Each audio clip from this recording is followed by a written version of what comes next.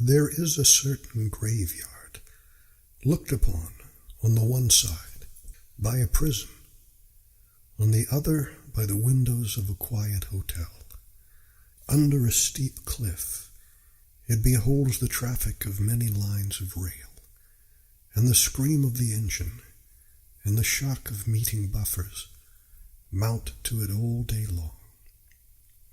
The aisles are lined with the enclosed sepulchres of families, door beyond door, like houses in the street, and in the morning the shadow of the prison turrets and of many tall memorials fall upon the graves. There, in the hot fits of youth, I came to be unhappy. Pleasant incidents are woven with my memory of the place. I here made friends with a plain old gentleman, a visitor on sunny mornings, gravely cheerful, who, with one eye upon the place that awaited him, chirped about his youth like winter sparrows. A beautiful housemaid of the hotel once, for some days together, dumbly flirted with me from a window, and kept my wild heart flying. And once, she possibly remembers, the wise Eugenia followed me to that austere enclosure. Her hair came down, and in the shelter of the tomb, my trembling fingers helped her to repair the braid. But for the most part, I went there solitary, and with irrevocable emotion poured upon the names of the forgotten. Name after name, and to each the conventional attributions and the idle dates. A regiment of the unknown that had been the joy of mothers and had thrilled with the illusions of youth, and at last in the dim sick room wrestled with the pangs of old mortality. In that whole crew of the silenced, there was but one of whom my fancy had received a picture, and he with his comely, florid countenance, bewigged and habited in scarlet, and in his day combining fame and popularity, stood forth like a taunt among the company of phantom appellations.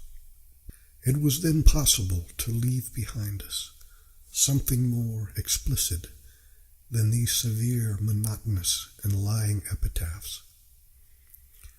And the thing left, the memory of a painted picture, and what we call the immortality of a name, was hardly more desirable than mere oblivion. Even David Hume, as he lay composed beneath that circular idea, was fainter than a dream.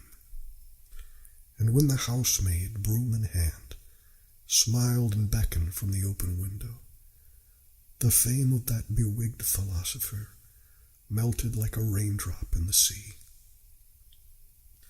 And yet in soberness I cared as little for the housemaid as for David Hume. The interests of youth are rarely frank. His passions, like Noah's dove, come home to roost. The fire, sensibility, and volume of his own nature, that is all that he has learned to recognize. The tumultuary and the gray tide of life, the empire of routine, the unrejoicing faces of his elders, fill him with contemptuous surprise.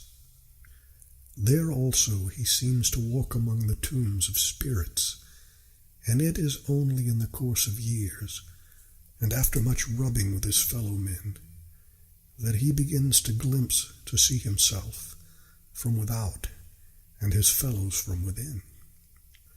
To know his own for one among the thousand undenoted countenances of the city street, and to divine in others the throb of human agony and hope.